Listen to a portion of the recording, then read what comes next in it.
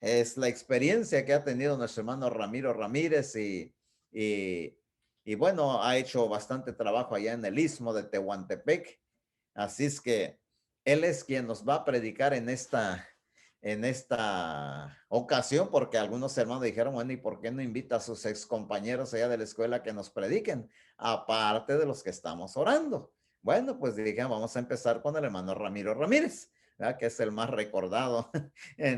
Usted ya no ha escuchado de su nombre. Bueno, hermano Ramiro, es un placer, un privilegio tenerle con nosotros. El tema de él es la actitud del cristiano ante la venida del Señor. Así es que, hermano Ramiro, adelante, que el Señor le bendiga. Bienvenido a Austin, aunque sea de manera virtual. Así es que el Señor le bendiga, hermano Ramiro. Escuchamos. Hermanos Saturnino, muchas gracias por la presentación y creo que ha sido suficiente, ¿verdad? Y hay algunas cositas, pero ya la iremos comentando, ¿verdad?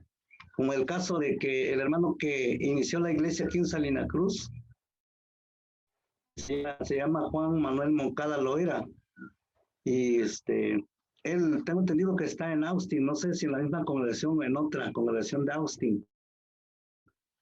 Hace 2 años nos visitaron algunos hermanos de por allá y ellos tienen planes de volvernos a visitar en la segunda semana de marzo, ¿sí? El hermano Juan Moncada Loera y otros hermanos.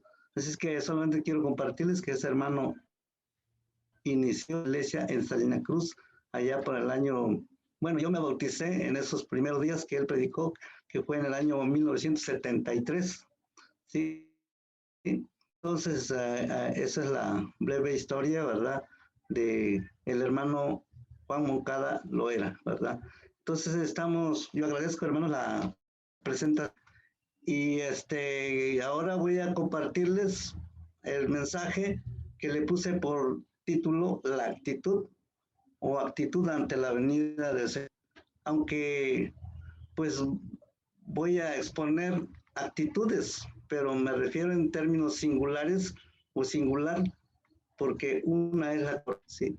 Hay otras actitudes que no son correctas, claro, con respecto a la venida del Señor, ¿sí? Entonces, hay muchas actitudes, por lo menos otras actitudes de indiferencia de la gente, ¿verdad? Incrédula.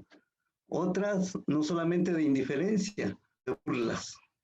Habrá burladores, dice la palabra de Dios. Bueno, entonces voy a exponerles este tema, ¿verdad? Que es de gran importancia porque es la vida misma de nosotros como cristianos, como iglesia, ¿sí? Al reunirnos, al congregarnos. Entonces vamos a comenzar de forma cronológica de 3 etapas o 3 juicios o venidas del Señor, porque se dice, ¿verdad? Venidas del Señor a realizar un juicio, por ejemplo, primeramente de los antediluvianos, o sea, los que vivieron antes del diluvio, ¿sí? ¿Cuál era la actitud incorrecta, por supuesto, de aquellas gentes? Pues es que la palabra de Dios que la maldad era mucha en la tierra y solamente estaban pensando de continuamente el mal. 16:5, ¿verdad? Y no había ni 10 justos, al igual que después con Sodoma y Gomorra, ¿verdad? Pero ahí no hubieron ni 10 poco, ¿verdad? En el diluvio universal. Por eso es que menciono primero la actitud incorrecta, ¿verdad? Así estaban los de la época antediluviana, ¿verdad? Ante la venida del Señor. La correcta, precisamente, es la de Noé y su familia, ¿verdad? Que se preparó y Noé dice que con temor preparó el arca de Dios, ¿sí? Es actitud correcta. Y también dice que dice la palabra de Dios, hizo conforme a Jehová que hiciera el arca y todo lo demás. También dice la palabra de Dios que dice también Cristo en su Evangelio de Mateo que su venida sería sorpresiva, semejante a la época de los antediluvianos. O sea, sería sorpresiva, ¿sí? Entonces voy a leerles el texto, se encuentra en Mateo 24, 37, 39. Voy a leerles ahí. Dice la palabra de Dios, capítulo del Evangelio de Mateo, capítulo 24, versículo 37 al 39. Mas como en los días de Noé, así será la venida del Hijo del Hombre, porque como en los días antes del diluvio, estaban comiendo y bebiendo, casándose y dando en casamiento, hasta el día en que Noé entró en el arca. Y vieron hasta que vino el diluvio y se los llevó a todos. Así será también la venida del Hijo del Hombre. Eso es parte de lo que dijo el Señor, que sería en forma semejante, sería sorpresiva. Y la indiferencia de la gente incrédula, ¿verdad? Bueno, es lo que nos dijo Cristo en su Evangelio, ¿verdad? Narrado, descrito por el evangelista Mateo. Otra cosa que nos dice el Señor también es que Pedro, el apóstol Pedro, llama a Noé pregonero de justicia. Ahí en su segunda carta, el apóstol Pedro dice, lo describe a él, que Noé como pregonero de justicia, que proclamaba la justicia, ¿sí? No abunda cómo, pero con su actitud positiva, él se convirtió en pregonero de justicia. Y bueno, eso en cuanto a la época antediluviana, ¿verdad? A otra época también narrada en la palabra de Dios es la de los sodomitas, en la época de Sodoma y Gomorra. Era incorrecta, por supuesto, ¿verdad? La actitud de aquella generación de Sodoma y Gomorra, porque dice la palabra de Dios, su pecado se había agravado en extremo. Sí, en el capítulo 18 de Génesis, ¿verdad? Agravado en extremo. Y ese extremo era precisamente que resalta la palabra de Dios que tenían un vicio contra la naturaleza, la homosexualidad, la que caracterizó a los sodomitas, ¿verdad? Pues entonces la homosexualidad desde entonces que se practicaba de una manera abierta, ¿sí? De una manera, pues, denigrante, vamos a decir. El día de hoy, pues no estamos lejos de Sodoma y Gomorra, porque ahora aquí, pues aquí no vamos lejos, aquí cerquita de esa línea, ahora en autobús, pues ahí es una ciudad donde, pues tradicionalmente ahí, pues se alaba mucho la homosexualidad y que si hay un miembro de la familia que es homosexual, es motivo de orgullo, ¿sí? Y hasta un movimiento surgieron ahí que se llama gay, ¿sí? Orgullo. En lugar de avergonzarse, dicen, es un orgullo gay. Y hay desfiles, y hay marchas, y hay bueno, toda serie de espectáculos, ¿verdad? Demostrando que es un orgullo, ¿verdad? El ser gay. Bueno, entonces no estamos lejos de Sodoma y Gomorra. Estamos ya en esos tiempos, el día de hoy. Entonces la incorrecta, pues, dice la palabra de Dios que, bueno, el pecado de Sodoma y Gomorra se había agravado en extremo. Bueno, la correcta es en el tiempo de los sodomitas, fue la actitud correcta de Abraham, porque Abraham, por su parte, intercedía por ellos para que Dios no lloviera fuego del cielo, ¿sí? E intercedía por ellos, alegando, o sea, más pidiendo a Dios, regateando, como decimos aquí cuando vamos al mercado, ¿sí? A Dios a lo mínimo, 10, no hubo 10, por causa de los 10, Dios no destruiría la ciudad, dijo, pero pues fue mucha la petición y no hubo personas. Por eso es que realmente sucedió lo que tenía que suceder. Dios llovió fuego del cielo y los consumó, ¿verdad? Sí. Bueno, por lado de eso de Abraham, por lado de también Lot, pues Lot también, pues halló gracias y también él y su familia hicieron lo que Dios les había dicho, que huyeran, porque no había más remedio para esa ciudad, ¿sí? Y sus alrededores. Tuvieron que huir de acuerdo a la indicación de Dios y Lot, al igual que Abraham, tuvieron una buena actitud, ¿verdad? Digna de imitarse, ¿verdad? Dice el apóstol en su carta en segunda, dice que, hablando de Lot, dice que este hombre justo, dice, afligía su alma cada viendo y oyendo los hechos inicuos de ellos.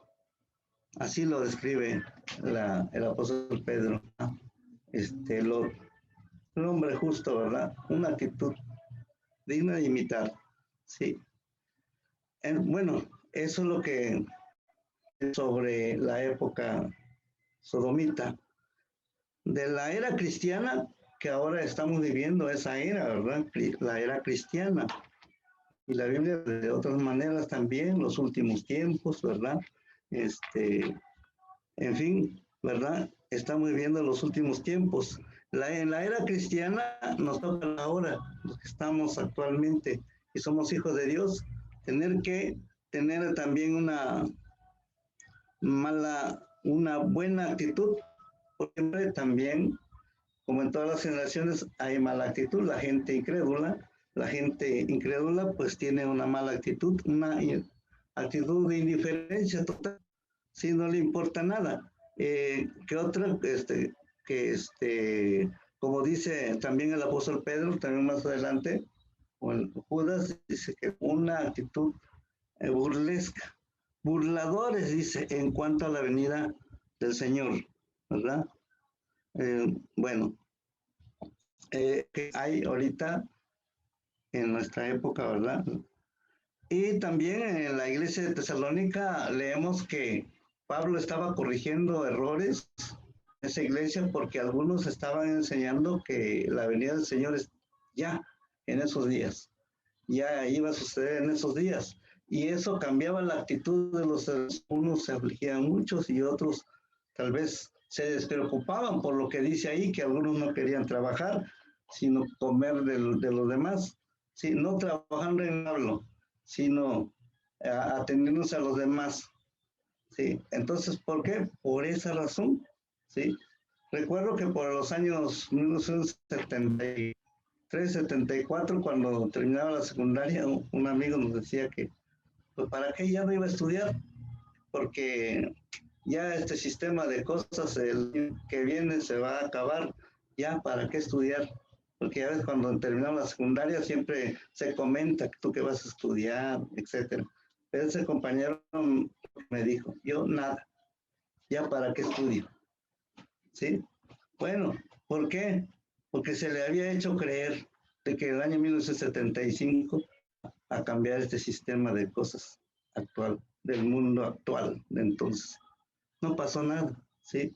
Y por ahí anda ese compañero, ¿sí? No pasó nada que decía, ¿verdad? Entonces, de vez en cuando lo encuentro, le digo que ese es el nuevo sistema que estamos viviendo. Ya no tienen palabras, o sea, no tiene respuesta adecuada, ¿verdad? Bueno, entonces así es en el día de la actitud o las actitudes equívocas, la época cristiana, ¿verdad? En cuanto a lo negativo, ¿sí? Y bueno, pues eso es en cuanto, y también hay burladores, también lo vamos a leer ahí más adelante, donde dice la palabra que habría burladores. Bueno, por lo pronto la regla es que tenemos los cristianos fieles, dice la palabra de Dios, que no debemos de dejar de congregarnos como tienen o tenían por costumbre. Y ahora también hay hermanos que tienen por costumbre no reunirse. La importancia de reunirse, ¿por qué? Porque la reunión está precisamente en lo que estamos afirmando ahora y recalcando. Se recuerda la muerte del Señor y su venida, ¿sí? Muchas veces oímos y todos los domingos leemos palabras sobre la muerte del Señor al tomar la cena, el pan y la copa, ¿verdad? En donde leemos en la palabra de Dios, eso lo leemos como Mateo 3, en adelante hasta el 26, que nos enseña que hay dos actos importantes en la cena del Señor. Es la conmemoración, el recordatorio de la muerte del Señor, y segunda, la proclamación de su venida. Al comer y tomar, ¿verdad? Estamos proclamando la muerte del Señor, pero también estamos proclamando que el Señor va a venir. Que el Señor viene, va a venir, ¿sí? Nadie sabe, Dios, el día y la hora de su venida. Por eso dice que los hijos de Dios tienen que estar preparados, porque no sabemos el día ni la hora. En el Mateo 24, 25, ¿verdad? Mateo 24, en donde el Señor explica sobre las señales de su venida. Él da señales de la venida en destrucción a Jerusalén y al Estado judío. Pero aquí cuando dicen la hora nadie sabe, pues la hora de su venida no va a haber una señal visible en donde diga ya, mañana llega el Señor, ¿verdad? No, sino que va a ser sorpresiva. Dice la palabra de Dios, por eso, puesto que nadie sabe el día ni la hora de su venida, tenemos que estar vigilantes, siempre, constante, día con día, los hijos de Dios, ¿verdad? Habla de aquel siervo malo, ¿verdad? Que no fue fiel, que pues golpeó siervos y comió y bebió con los borrachos sin tomar en cuenta la venida de su Señor, ¿sí? Y cuando vino ese Señor, entró pues mal, ¿verdad? Y lo castigó duramente, dice aquel siervo malo.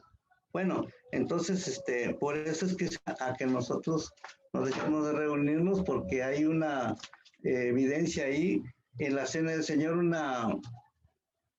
un recordatorio que Dios mandó, porque es una forma de recordar nosotros, porque Dios sabe que el ser humano es muy olvidadizo.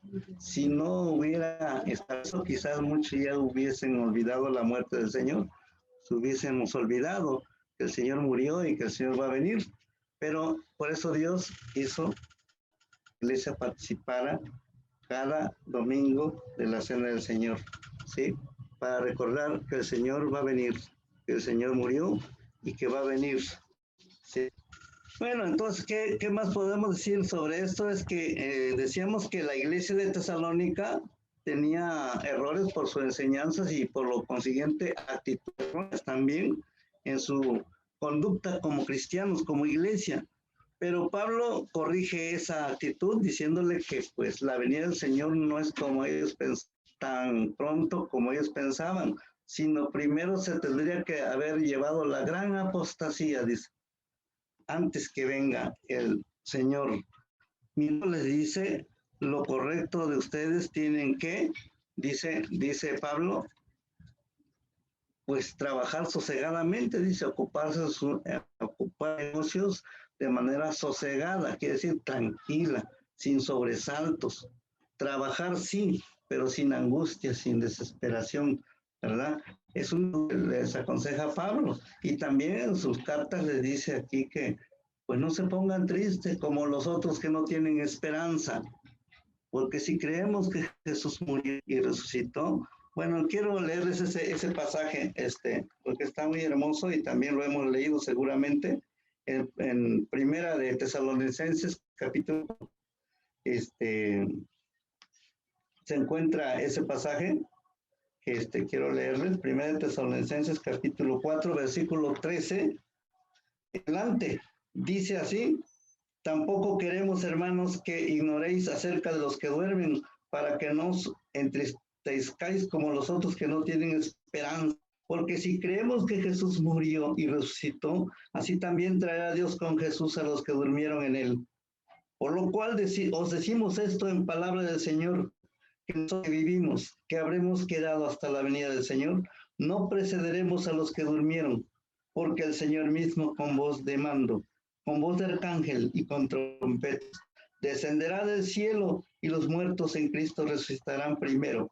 Luego nosotros, dice, luego nosotros, los que vivimos, los que hayamos quedado, seremos dados juntamente con ellos en las nubes para recibir al Señor en el aire, y así estaremos siempre con el Señor. Por lo tanto, alentamos los unos a los otros con estas palabras. Dice Pablo que es un aliento, ¿verdad? Que saber que el Señor va a venir y tener la seguridad de que el Señor va a venir es un aliento bastante, ¿verdad? Profundo. Y ese aliento lo encontramos cuando nos reunimos, cuando participamos de la cena del Señor. De manera formal, Dios hace que recordemos estos dos hechos importantes de que el Señor murió y que va a venir, ¿sí? En ese hecho de comer y tomar, ¿verdad? También la copa. Así es que los hermanos que descuidan eso, pues están en una conducta equivocada, porque al no congregarse, no lo hacen de manera ni mucho menos informal, porque pues ni modo que en su corazón nada más diga, no sé, el Señor viene, ¿verdad? Pero no. Entonces, a eso lo que dice aquí en 1 4, que acabo de leer, la palabra de Dios, y ahí vemos en las cartas del apóstol Pablo a los tesalonicenses que corrige ese error, marca la actitud correcta, ¿sí? Cómo deben conducirse. Bueno, esa actitud también nos enseña a nosotros, ¿verdad? Conducirnos de la mejor manera. Bueno, dice la palabra de Dios que también la esposa, que en sentido místico es la iglesia iglesia de Cristo, ¿verdad? La esposa del Señor, la iglesia del Señor, su voz constante es Señor Jesús. Apocalipsis capítulo 22, voy a leerles Apocalipsis 22, versículo 17, primeramente, el versículo 17. 22, 17, dice el 17, y el espíritu y la esposa dicen, ven. Y el que oye, diga, ven. El que tiene sed, venga. Y el que quiera, tome el agua de la vida gratuitamente. El versículo 20 dice, el que da testimonio de estas cosas dice, ciertamente vengo en breve. Amén. Sí, ven, Señor Jesús. Realmente eso son palabras conmovedoras y eso debe de estar en el corazón y la mente del pueblo. Ven, Señor Jesús. ¿Sí? Esa es la proclamación de la iglesia. Diario, todos los días, cada 8 días, la oración de la cena del Señor, pero claro que no cada 8 días vamos a pensar la de la venida del Señor, sino debe ser constante, siempre. No es malo que esto sea una obsesión para nosotros, al contrario es bueno, ¿sí? Al tenerlo de esa manera, porque místicamente, interpretando el libro de Proverbios, dijo Salomón, yo dormía, pero mi corazón velaba, ¿sí? Eso tenemos que tenerlo presente bien, así estemos dormidos, en nuestro corazón tiene que haber ese pensamiento, ¿sí? Aunque durmamos, pero nosotros velamos con verdad que el Señor viene, va a venir. Segunda de Timoteo 4:8 es la última cita que les voy a leer. De Timoteo 4, versículo 8. Esa es la palabra 4, versículo 8. Dice, por lo demás, me está guardada la corona de justicia, la cual me dará el Señor, juez justo, el día, y no solo a mí, sino también a todos los que aman su venida. La corona que recibiría Pablo, dice, la vamos a recibir todos los que amamos la venida del Señor, ¿sí? Porque hay algunos, ¿verdad?, religiosos que dicen, corona que usted va a recibir, el apóstol, porque es apóstol, ese va a recibir una corona especial, va al cielo, los demás no van al cielo, ¿verdad? Porque no es la misma corona, no es el mismo.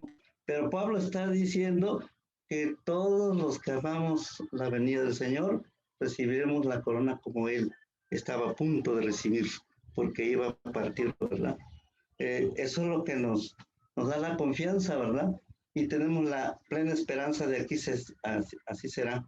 De tal manera que, pues, actitud correcta, pues tenemos que atender a estas cosas, ¿verdad?, que expuestas aquí en esta mañana, y consideración, porque quizás muchos cristianos ya estamos conscientes, pero otros no tanto, y otros descuidan más, como dice Pablo, algunos duermen, ¿sí? Así es que ojalá que haya una reacción para todos, para que tengamos eso en nuestra mente y en nuestro corazón, y nuestra adoración será más eficaz y más agradable ante Dios, y nosotros la mejor satisfacción espiritual de nosotros como cristianos, como hijos de Dios, ¿verdad? Bueno, ese es el mensaje, hermanos, y que de la palabra de Dios expuesta. Y pues bueno, entonces esta es mi participación, que Dios los bendiga. Y